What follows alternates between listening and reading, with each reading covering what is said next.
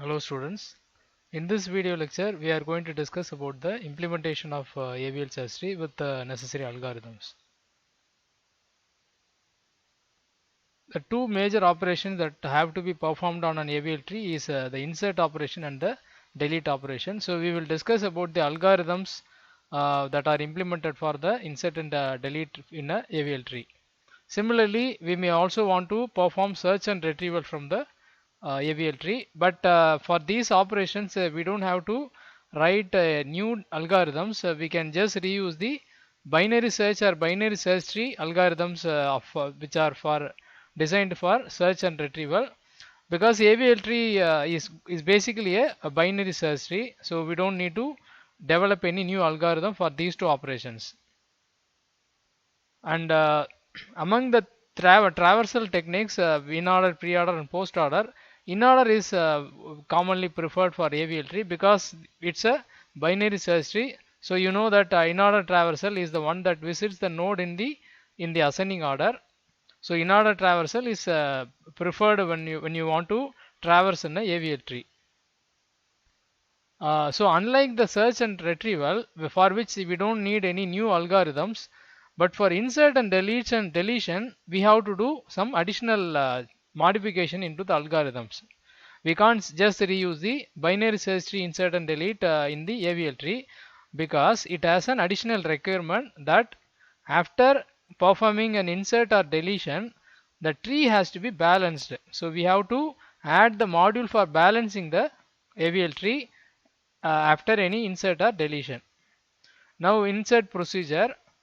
So just like the binary search tree, whenever you want to insert a new node into the AVL tree, it has to be always done at the leaf node level. So we must locate a particular leaf node which is based on the value we want to insert, and then we have to insert the new value as a leaf node under the parent node. So any insert is always happening at the leaf level, and in order to find the appropriate leaf node, and we have to follow the path. So just like we did in the binary search tree, we have to start from the root. We have to compare the value of the root with the value we want to insert, and if it is if the root is larger than the value we want to insert, then we must move in the left subtree. That means that the new value is smaller than the root, so it has to be positioned somewhere in the left subtree. Whereas if the root value is smaller than the new value, then the new value has to be placed somewhere in the right subtree. So we have to traverse towards the right subtree. So in that way we have to keep progressing from node to node. Either sometimes we may have to take left turns, sometimes we may have to go in the right subtree. So finally we will be reaching a leaf node where the new node has to be inserted either as its left child or as right child. So this is step 1. We have to locate the ideal position for the new node or the new data. Once it has been identified, then it is just a matter of connecting the new data with the parent node, either in the left as a left child or as a right child, depending upon its value. But it does not end with this step. That is where AVL tree differs from BST. So after we have inserted the new value, we have to do one more step for AVL tree, which is we have to check for balancing of the tree. So after a new node has been inserted into the AVL tree, it might have spoiled the balance factor of the tree, and so we have to check for that. We know that an AVL tree is basically a binary search tree with an additional requirement that it must be balanced. So the balancing is very crucial for keeping the tree as a AVL tree. So that has to be ensured. So whenever we find that after insertion the tree has lost its balance, then we must rebalance the tree. And one more point is that it's not necessary that every insert should result in balancing, because an insert will need a balancing only if it has caused out of balance. So we know that when I say that a tree is an AVL tree is a balanced tree, it means that the balance difference between left subtree and right subtree can be either 0, 1 or -1. So depending upon what is the current balancing factor, the insertion of the new node may either have resulted in out of balance, or it might have still remained in the balance only. For example, if the left subtree is having the balance factor of -1, then adding a new node will only make it 0, even balanced. So it's not going to cause it to be out of balance. So that has to be verified whether the insertion had caused the balancing to lose and the tree becomes out of balance. Then only we have to add or run the module which is meant for balancing the tree again. So for example, when we add a node on the right branch of left high node, okay, so the meaning of left high node is that the tree is not even, whereas it is left high, which means the height of the right subtree is 1 less than the left. So that is the condition. In that case, if a new node is inserted in the left subtree or in the right subtree, it's not going to cause out of balance because it's only going to make them evenly balanced. So that has to be ensured and verified whether the condition of the tree right now is even balanced or left high or right high. Accordingly, it could result in out of balance or no out of balance. Okay, and on the other hand, whenever the tree is evenly balanced, definitely an insertion would result in out of balance, because evenly balanced means that 0, 0. So both the left subtree and right subtree have the balance factor as 0. So inserting a new node at either side will definitely cause out of balance, and it has to be balanced. So once we identify that the tree has become out of balance, then we must follow the procedure we already had seen with the examples, which is rotating. So we must rotate the tree either to the left side or to the right side, depending upon which side is excess, and so it becomes balanced again. This is our algorithm for the AVL insert. So the first step is, if the tree is empty, which means that we are trying to insert the first node into the AVL tree or an empty tree which is currently empty. In that case, it is a simple process. We just insert the new data at the root. Next condition is, the tree is not empty but it contains some data already. Now in that case, we have to identify the correct location. So the location is determined based on, it's very much like the BST. So we have to compare the new data with the value of the root. If the new data is less than the root, then we know that the new data has to be placed in the left subtree. So this algorithm is recursively called following the left subtree of the root. So this will go on. Similarly, if the data to be inserted is greater than or equal to the root, then it has to be placed in the right subtree. So the same algorithm is now called passing the root, the right child or right subtree of the root data.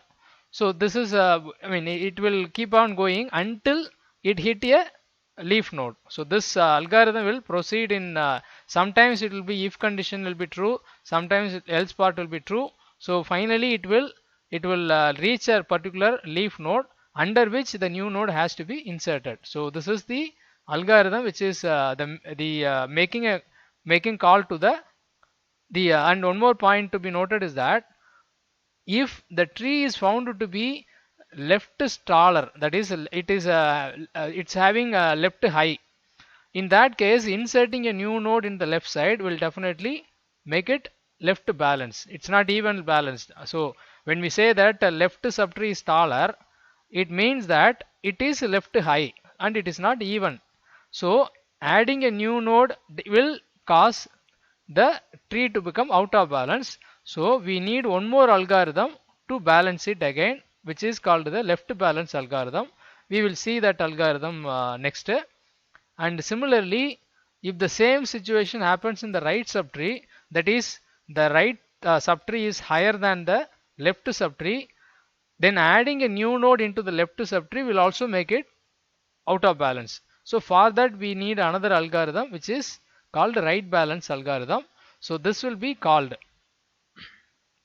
Now this is the algorithm we have got for the left balance. So whenever inserting a new node into a already left high node subtree is done, in that case this algorithm has to be made use of to balance it again. And we know how to balance a tree. We know how to balance a AVL tree. Whenever it goes out of balance, there are four possibilities. One is it could be a left of left situation, or right of right situation, or left of right or right of left. So we have four conditions. First two conditions are simple conditions. Left of left means that there is a excess node in the left side. So the simple solution is rotate it towards the right side, so that the excess node transformed to the or moved towards the right side, and it becomes balanced again. Similarly, the right of right also is a simple solution, is to rotate it towards the left side. But when you encounter left of right, in that case you have to first make it left of left. So it has to be followed two steps. First you have to make it left of left, and then you have to apply the solution we have just mentioned about left of left. Similarly, if it is a right of left problem, then you have to first convert it into right of right and then solve it. So that is what is also being referred here. If left subtree is high, then simply rotate it right. So it is a case of left of left. But on the other hand, if it's a case of right of left, then two steps are required. First step is to convert it into left of left. So this is called, in order to make the problem into left of left problem, so you just rotate it towards left, and after that you have to rotate it towards the right. So these two steps will be needed. And the algorithm for right balance is not going to be discussed, but you can imagine that it will be very similar. So if you it's going to be like some changes will be there to be suitable for right of balance algorithm. So that need not be discussed separately. Now the rotate algorithms. So we have mentioned here that rotate left and rotate right needs to be done. Then how do you do it? For that we have got the algorithm. To rotate a node, we simply exchange the root at the appropriate subtree pointers. This we already had seen in the demonstrations in the previous video lecture, that how to rotate a subtree towards the other side. Whether we rotate the left subtree towards the right, or we rotate the right subtree towards the left, we have seen how it can be done. And that is basically done by changing the root of the node. So whichever node that is currently out of balance, the root will be either moved towards the left or moved towards the right, depending upon the direction of the rotation. So this is the algorithm which is doing the rotation. It is just just mentioning what is to be done.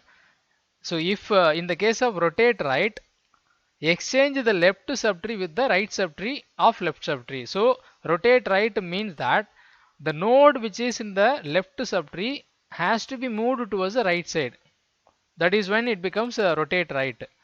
Similarly, rotate left means that the current node which is in the right subtree becomes the root in the left subtree. So it gets moved towards the left side, and that is what is the idea behind rotate left. This is an example to understand it. For example, I have to rotate it right. So what do I mean by this is that 18 should become the root and 20 should become the child of the 18. That means that it will become like this. So 18 gets into the root position and 20 becomes the right child, and this is adoption. I already explained it adequately in the previous video lecture. So whenever we replace the root, whenever we make a new node as a root, the child of that node, excess child of that node, has to be adopted by the previous root node. So in this case 20 is the root node that is being replaced, and 18 is the one that is going to replace 20. So the right child of 19 will have to be connected to 20. That's what is done here. So that is what that is the idea behind the rotate algorithm. Now the insert algorithm is completed. So let me just summarize. Whenever we want to insert a new node, step 1 is we have to identify the correct position or location for that particular node. It is always to be inserted at the leaf only, and we have to follow the BST algorithm for that. So we have to compare the value with the new value with the root value, and we have to either move towards the left subtree or towards the right subtree until we reach the leaf node. And once that is done, we just have to connect the new data with the root, with the parent, or the what was a leaf node now becomes a parent of the new node. But after that we have to rebalance the tree if in case it has become out of balance. So for that we have discussed various algorithms. Now coming to the delete operation, it's also going to be very similar. Deletion could also cause a tree to become out of balance, just like insert has the possibility. So all deletions must take place at a leaf node only, and AVL tree deletion follows the basic logic of the binary search tree deletion with the addition of a large balancing the tree. As with the insert logic, the balancing occurs as we break out of the tree. So whenever we finish the deletion after the node has been deleted, then we have to check whether the tree continues to remain in balance or it has become out of balance, and accordingly we may have to run the algorithm for rebalancing, or we can simply leave the tree if it remains in balance. So this is the algorithm for the deletion of a node from a AVL tree. So the algorithm as usual starts with the first condition, that whether the tree is empty. If the tree is empty, then the deletion cannot be done. So it simply returns a null value. On the other hand, if the tree is not empty, then we have to identify the location of the node or the key to be deleted. So for that we will be following the typical binary search logic. We compare the root value with the value we want to delete, and it may be either in the left subtree or right subtree. If it is in the left subtree, that is if the new value to be deleted is less than the root, then it must be somewhere in the left subtree. If at all, if it is there in the tree, it must be only in the left subtree of the root. So the search is now directed towards the left subtree. So we make a recursive call to AVL delete, passing the value of the left subtree. And if you come to know that the tree is shorter, that is in the left subtree is shorter than the right subtree, then definitely deletion will result in out of balance. So in order to balance it again, we make a call to delete right balance algorithm. Similarly, if the previous condition is false, then this condition may be true, which is if delete key greater than root. That means the deletion node to be deleted is somewhere in the right subtree.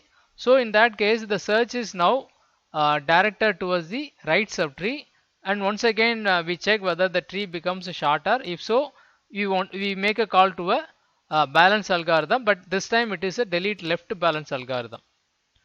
If none of these two conditions are true, that is the value to be deleted is neither smaller than the root nor greater than the root, which means it is equal to the root, that means we have found the node to be deleted.